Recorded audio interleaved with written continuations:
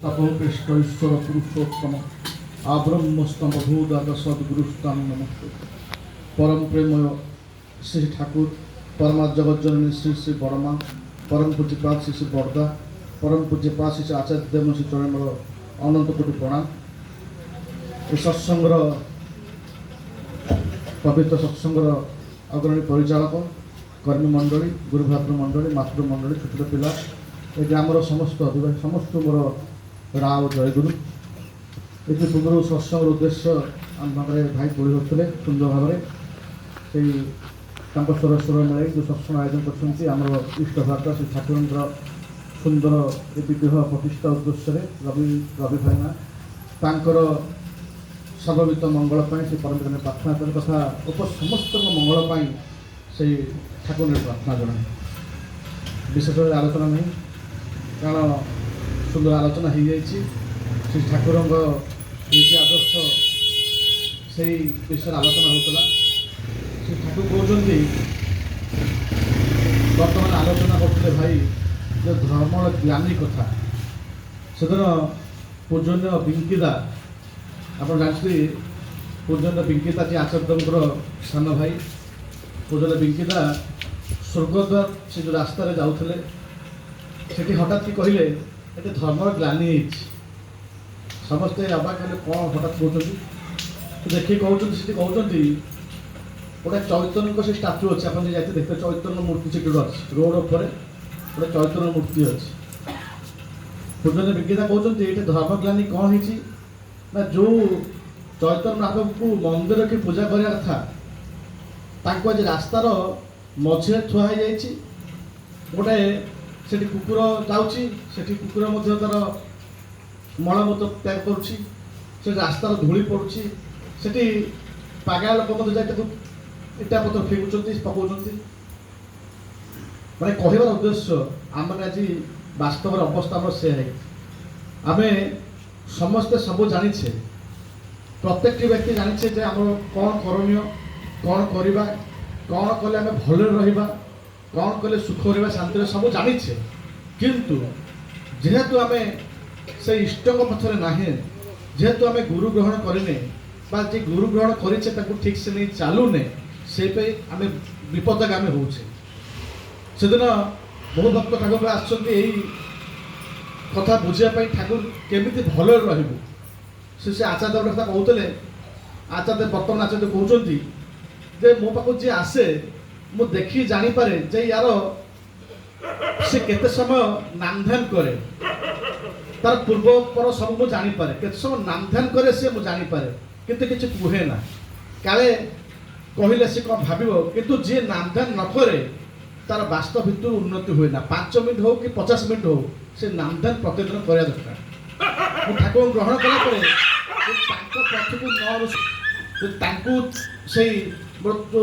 तृतीय नेत्र में मुझे ठाकुर को से नाम ध्यान न करे जो रीतिदाता जमी कहते जो न करे आचार्य चाहूँगी कहते से कथा जो नाम ध्यान न कले ठाकुर निकट भावी हो पारे ना जो पूर्व कहते जो धर्मग्लानी ता विषय आलोचना कले बहुत समय लगे छोट छोट कथा भितर ठाकुर पतिदेले किपर धर्मर वास्तव रूप रक्ष हम जमती जो कहते भाई आलोचना करते केमती भाव में भल रनिष से गोटे छोट उदाहरण भितर कहते जदि मु सका उठी प्रतिदिन मो जिते कर्म भितर प्रथम बापा माँ को पूजा करे अर्थ मुझे ठाकुर को प्रार्थना कली नाम ध्यान कली नाम कली इष्टबोधि कली बापा माँ को प्रणाम कली छोट कथा आ विराट भाव यही जो अभ्यास ये जो छोट छोट पिला कीर्तन करते देखते छोट पिला यही बयस सुंदर ठिया झांझ बाड़ुं कीर्तन गिनी नाचुंट साधारण देखा जाए ना ये गोटे भल अभ्यास ये छोट बड़े ये कले भितर से इष्टमती टाण आसो ठाकुर कीर्तन पे से नाची गाई ता भर से मतुआला है आ सेटा ही भल गोटे लोक जदि पदसंग पाई से खराब रास्ता जाऊँ सत्संग जे आसे निश्चित भाव में तार मंगल हम से मंगल कूल ही अच्छा से जे प्रत्येक दिन बापा माँ को प्रणाम करती ठाकुर बाणी देखुं इष्ट भरण पितृपोषण आ परिस्थितिर उन्नयन यह छड़ा तो जहाँ ही करना अधपदर तो चरण माने इष्ट पथ भरण करा पड़ो इष्ट कथा मानिया पड़ो इष्ट जहाँ कहते भरण करा पड़ो ପିତୃ ପୋଷଣ ପିତୃଙ୍କୁ ପିତାମାତାଙ୍କର ପୋଷଣ କରିବି, ତାଙ୍କୁ କିପରି ଭଲ ରଖିବି, କିପରି ସୁଖ ଶାନ୍ତି ଆନନ୍ଦ ରହିବେ, ତାଙ୍କର ଭଲ ମନ୍ଦ ସବୁ ବୁଝିବି। ତାପରେ ଆସିଲା ପରିସ୍ଥିତିର ଉନ୍ନୟନ। ଯେଉଁ ପରିସ୍ଥିତିରେ ମୁଁ ଅଛି ତାଠୁ ଯେଉଁ ଉନ୍ନତି ନହେଲା ତାହେଲେ ଅଧପତରେ ତୋର ଚଳନ, ମୁଁ ଚଳନ ଚାଲୁଛି ତାର ମୁଁ ଅଧପତନ।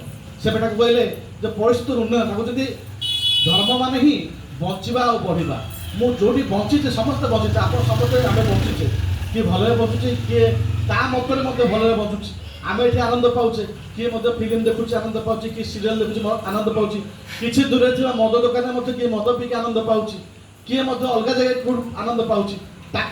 ତାଙ୍କ ମନ ବାକି ସେ ଆନନ୍ଦ ପାଉଛନ୍ତି। କିନ୍ତୁ ଯେଉଁଠି ଆନନ୍ଦଟା ବଞ୍ଚିବା ପଥ ନୁହେଁ ଆଉ ବଢ଼ିବା କଥା ନୁହେଁ, ତାକୁ କହିଲେ ଯେଉଁ ଆଚରଣ ବାକ୍ୟକର୍ମ ବଞ୍ଚିବା ବଢ଼ିବାର ଉତ୍ସ ହୁଏ ତାକୁ ହିଁ ଜାଣିବ ଧର୍ମ ବୋଲି, ନହେଲେ ଧର୍ମ କିଛି ନୁହେଁ। ଯଦି ମୋର ଧର୍ମଟା ବା ମୁଁ ଯେଉଁ କର୍ମ କରୁଛି କର୍ମଟା ଧର୍ମ ଉପରେ ନିର୍ଭର, ଯଦି ମୋ କର୍ମ ଠିକ୍ ନ କରୁଛି ତାହେଲେ ମୋ ଧର୍ମ ମଧ୍ୟ ହେବ ନାହିଁ। ଯଦି ମୁଁ ଯେଉଁ କର୍ମ କରୁଛି ତାହା ଯଦି ମୋର ବଞ୍ଚିବା ବଢ଼ିଆ ହେଉନାହିଁ, ମୋର ଯଦି ମୋତେ ବଞ୍ଚିବା ବଢ଼ିବାକୁ ସିଏ ଖୋରାକ ଦେଉନାହିଁ, ତାହେଲେ ମୁଁ ସେଇ କର୍ମଟା ହିଁ ନଷ୍ଟ କରୁଛି। ଆଉ ଯଦି କର୍ମ ଠିକ୍ ନାହିଁ ତା ଧର୍ମ କ'ଣ କରିବି? ସେ ପାଠ କହିଲେ ବଞ୍ଚିବା ବଢ଼ିବା ହିଁ ଧର୍ମ। ଆଉ ଏ ବଞ୍ଚିବା ବଢ଼ିବା ପାଇଁ ଯାହା ମୁଁ କରେ ତାହା ହିଁ ମୋର ଧର୍ମ।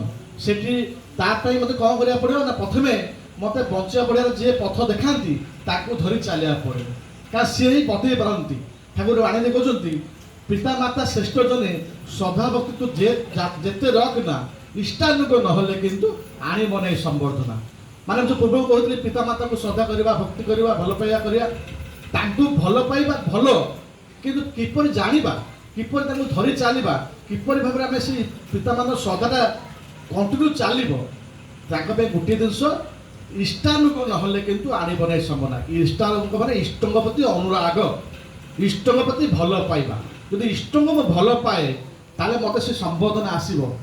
ମୁଁ ଏଇ ଗଲା ସତ୍ସଙ୍ଗରେ ଆସିଥିଲି, ସେଇ ରୁଆ ସତ୍ସଙ୍ଗରେ ଶୁଭ ଭାଇ କହୁଥିଲେ ମାନେ ତାଙ୍କ ବାପାଙ୍କ କଥା, ଦାଦାଙ୍କ କଥା କହୁଥିଲେ, କିପରି ଭାବରେ ସେ ଆଶାଦାକୁ ଯାଇଥିଲେ, କିପରି ଭାବରେ ସେ ଅପରେସନ୍ ଥିଲା କଥା କହୁଥିଲେ। ଭାରି ମନକୁ ମାନେ ଛୁଉଁଥିଲା, ଟଚ୍ କରୁଥିଲା, ଏତେ ଭଲ ଲାଗୁଥିଲା। ମାନେ ବାସ୍ତବ କଥା, ମାନେ ବାପାଙ୍କୁ ସେ କେତେ ଭଲ ପାଆନ୍ତି, ଠାକୁରଙ୍କୁ କେତେ ଭଲ ପାଆନ୍ତି, ସେଇ ଜିନିଷର କଥା ମାନେ ଏଇ ଛୋଟ ଛୋଟ ଉଦାହରଣ, ବହୁତ ଉଦାହରଣ ଅଛି। ଶ୍ରୀ ଠାକୁର ପାଖରେ ବହୁତ ଉଦାହରଣ ଦେଖା ହେଇଛି। ମଣିଷ ଠାକୁର ଯାଉଛନ୍ତି, ତାଙ୍କର କିପରି ଭାବରେ ସେ ଠାକୁର ତାଙ୍କର ସବୁ ଗ୍ରହନିଷ୍ଠ ଭିଡ଼ୁଛନ୍ତି, ତା ବହୁତ ଉଦାହରଣ ଅଛି। ସେଦିନ ଆପଣ ସବୁ ଜାଣିତେ ବହୁତ ସତ୍ସଙ୍ଗ ଆଲୋଚନା ହୁଏ। ଯେଉଁ ଭାଇଟି ସେ ଠାକୁର ପାଖକୁ ଯାଇଛି, ଶୁଣିଛି ଠାକୁର ହେଲା ମାନେ ବହୁତ ପଇସାକୁ ଭଲ ପାଆନ୍ତି, ଯାଇଛି ପଇସା ନେଇକି ଯାଇଛି ଠାକୁର ପାଖକୁ। ତ ସେ ଠାକୁର ଘରେ ବସିଛି, ଧନୀ ବ୍ୟକ୍ତି। ଠାକୁର କହୁଛନ୍ତି ସମସ୍ତଙ୍କୁ ପଇସା ମାଗୁଛନ୍ତି, ଏକ ପଇସା ମାଗୁନାହାନ୍ତି। ଦିନେ ଦୁଇ ଦିନ ତିନି ଦିନ ଯାଇଛି, ସବୁଦିନ ସେ ଆସେ, ଫେରିକି ଆସେ, ପଇସା ପକେଟରେ ଦେଖି ହୁଏ, କିନ୍ତୁ ପଇସା ତାକୁ ମାଗନ୍ତି, ସମସ୍ତେ ମାଗନ୍ତି, କିନ୍ତୁ ତାକୁ ମାଗନ୍ତିନି। ସେ ଯେଉଁଦିନ ନ ନେଇକି ଆସିଛି ଠାକୁର ସେଦିନ ମାଗୁଛନ୍ତି। ଏଇ ଯେଉଁ ପରୀକ୍ଷା ଠାକୁର କିପରି ଭାବରେ ଆମକୁ ଶିଖେଇ ଦିଅନ୍ତି, ଏସବୁ ବହୁତ ଉଦାହରଣ।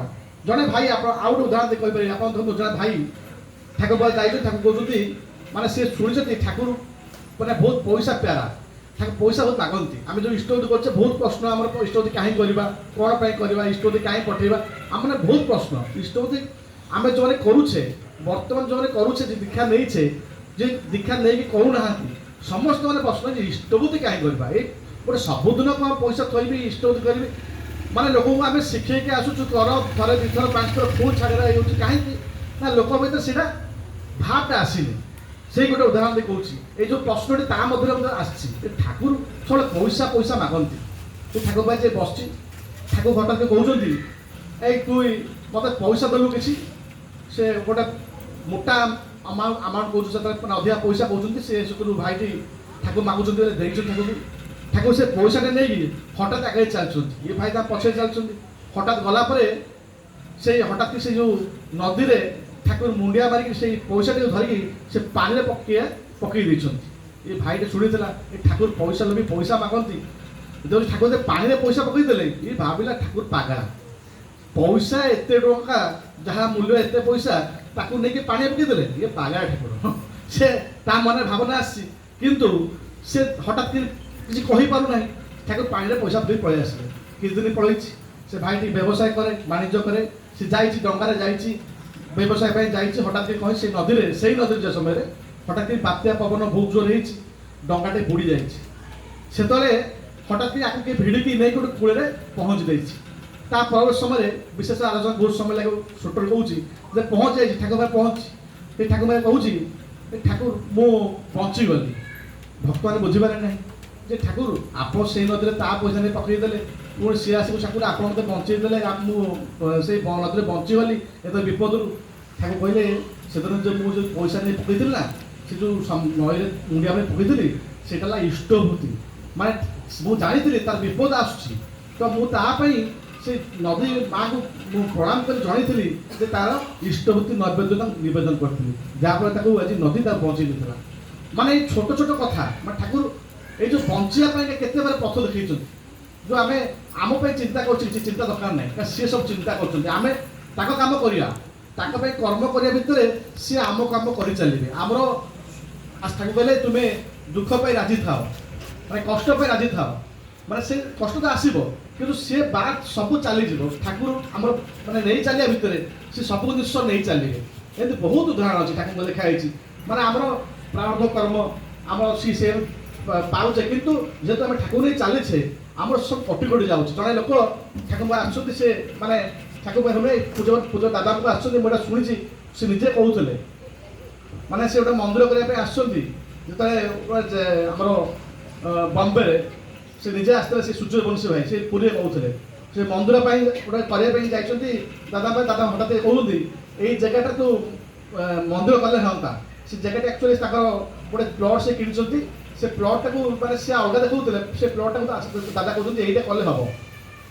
ସେଠୁ ସେ ଭାବୁଛନ୍ତି କେମିତି କରିବି, ପୁଣି ଗୋଟେ ପାଖ ପ୍ଲଟ୍, ସେ ପାଖ ପ୍ଲଟ୍ ତାଙ୍କ ସାଙ୍ଗର ଗୋଟେ, ସେ ଦୀକ୍ଷା ନେଇଛନ୍ତି କିନ୍ତୁ ସେ ଏତେ ଆକ୍ଟିଭ୍ ନୁହେଁ। ତାଙ୍କୁ ପୁଣି କହିଲେ ଦାଦା କହିଛନ୍ତି, ସେ କହିବି ବୋଲି ସେ ପ୍ଲଟ୍ଟା ପୁଣି ଆଣିଲେ। ଆଣିଲା ପରେ ସେ ମନ୍ଦିରଟି ତାଙ୍କର ସାମର୍ଥ୍ୟ ନଥିଲା, ତାଙ୍କର ସେ ମାନେ ଏତେ କରିବା ପାଇଁ ମନ୍ଦିର କରିବା ପାଇଁ ଗୋଟେ ଢାଞ୍ଚ ସେ କରିବା ପାଇଁ ତାଙ୍କ ସାମର୍ଥ୍ୟ ନଥିଲା। ସେ ଯେହେତୁ ଦାଦା କହିଛନ୍ତି ସେ ଆଶୀର୍ବାଦ ପାଇଁ ସେ ବହୁତ ଭାବରେ ବୁଲିଛନ୍ତି, ଆଉ ଯାହା ପାଖକୁ ଯାଇଛନ୍ତି ବିଶେଷ ବର୍ଣ୍ଣନା କଲେ ବହୁତ ସମୟ ଲାଗିବ କେମିତି ପାଇଛନ୍ତି। ମାନେ ଯାହା ପାଖକୁ ଯାଇଛନ୍ତି ସେ ଦେଇଛି ଅର୍ଘ୍ୟ, ଆଉ ମନ୍ଦିରଟି କାମ ଆରମ୍ଭ ହୋଇଛି। ଏମିତି ଗୋଟେ ଉଦାହରଣ ଦେଇପାରିବେ ଆପଣ। ସେ ଭାଇ କହୁଛନ୍ତି ଯେ ଗୋଟେ ଭିକାରୀ ମାଟି, ସେ ଭିକ ମାଗି ସେ ଏରିଆ ବୁଲେ। ହଠାତ୍ କରି ସେ ଭିକାରୀ ମାଟି କହୁଛି ମୁଁ କିଛି ଦେବି, ସେଇ ମନ୍ଦିର ତିଆରି ହେଉଛି ପୁରୁଷୋତ୍ତମ ମନ୍ଦିର, ମୁଁ କିଛି ଦେବି। ସେ ଭିକାରୀ ମାଟି ଏତିକି ପଇସା ଅଜାଡ଼ି ଦେଇଛନ୍ତି, ମାନେ ଆଶ୍ଚର୍ଯ୍ୟ। ମାନେ ଏମିତି ବହୁତ ଉଦାହରଣ ଅଛି। ତା ଭିତରେ କଥା ଆପଣ କହିଦେଉଛି କାହିଁକି ଆଜାଦ ଦାଦା ଯେଉଁ କହିଲେ ସେ ଜାଗାଟା ସେ କିଣିଥିଲେ ନିଜ ପାଇଁ କିଣିଥିଲେ, କିନ୍ତୁ ଦାଦା ତ କହିବା ଉଦ୍ଦେଶ୍ୟ ଯଦି ମନ୍ଦିର କାମ କନଷ୍ଟ୍ରକ୍ସନ୍ ଚାଲିଲା, ହଠାତ୍ କ'ଣ ହେଇଛି ନା ସେତେବେଳେ ଖୋଳା ହେଇଛି, ସେ ଜାଗାରୁ ଗୋଟେ ଗୌଡ଼ ମୂର୍ତ୍ତି ବାହାରିଲା, ବଡ଼ ଗୌଡ଼ ମୂର୍ତ୍ତି ବାହାରିଲା ପଥରର। ସେ ଗୌଡ଼ ଏବେ ମଧ୍ୟ ଅଛି ବୋଲି ସେ ଭାଇ କହୁଥିଲେ ସେଠି ଅଛି। ଆଚ୍ଛା, ସେ ଯେତେବେଳେ ଗୌଡ଼ ମୂର୍ତ୍ତି ବାହାରିଲା ମାନେ ଆଶ୍ଚର୍ଯ୍ୟ ହେଇଗଲେ, ଗୋଟେ ଗୌଡ଼ ମୂର୍ତ୍ତି କେମିତି ବାହାରିଲା? ପୁରୁଷୋତ୍ତମ ମନ୍ଦିର କାମ ଚାଲିଛି, ଗୋଟେ ଗୌଡ଼ ମୂର୍ତ୍ତି ବାହାରୁଛି। ଆପଣ ଦେଖନ୍ତୁ ଯେଉଁ ମାଟି ତଳେ ଗୋଟେ ଗୌଡ଼ ମୂର୍ତ୍ତି ବାହାରିବ, ସେଇ ମାଟି ତଳେ ଗୌଡ଼ ଥାଆନ୍ତି, ଘର କଥା କ'ଣ ଅବସ୍ଥା ହେଇଥାନ୍ତା, ମାନେ ଖୁବ୍ରେ ଅବସ୍ଥା ଅସୁବିଧା ହେଇଥାନ୍ତା। ସେଠି ସେ କହୁଛନ୍ତି ଯେ ଦାଦା କିପରି ଜାଣିଲେ ଏଇଠି ଗୋଟେ ପଥରର ଏତେ ମୂର୍ତ୍ତି ଅଛି, ଯଦି ଆମେ ମନ୍ଦିର କରିବୁ ବାହାରିବ, ସେଟା ଆମେ ଆଶ୍ଚର୍ଯ୍ୟ ହେଇଗଲୁ। ମାନେ ତାଙ୍କର ଲୀଳା ସିଏ କରନ୍ତି, କେମିତି ଭାବରେ କରନ୍ତି, କେମିତି ଆମ ମଙ୍ଗଳ କରନ୍ତି। ଆମ କର୍ମ ଭିତରେ ଆମେ କରିବା ଦରକାର, ଆମେ କରିଚାଲିଛେ, ସିଏ ମଙ୍ଗଳଦାତା, ସେ ନିଶ୍ଚିତ ଭାବରେ ଆମ ମଙ୍ଗଳ ହିଁ କରିବେ।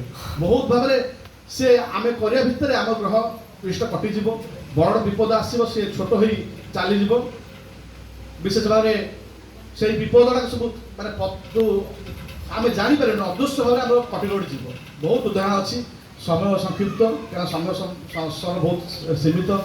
ତଥାପି ଠାକୁର ପାଇଁ ପ୍ରାର୍ଥନା କରିବା, ଏ ଯେଉଁ ସତ୍ସଙ୍ଗ ଆୟୋଜନ କରିଛନ୍ତି ଭାଇ ସେ ସୁନ୍ଦର ଠାକୁର ଚାଲନ୍ତୁ।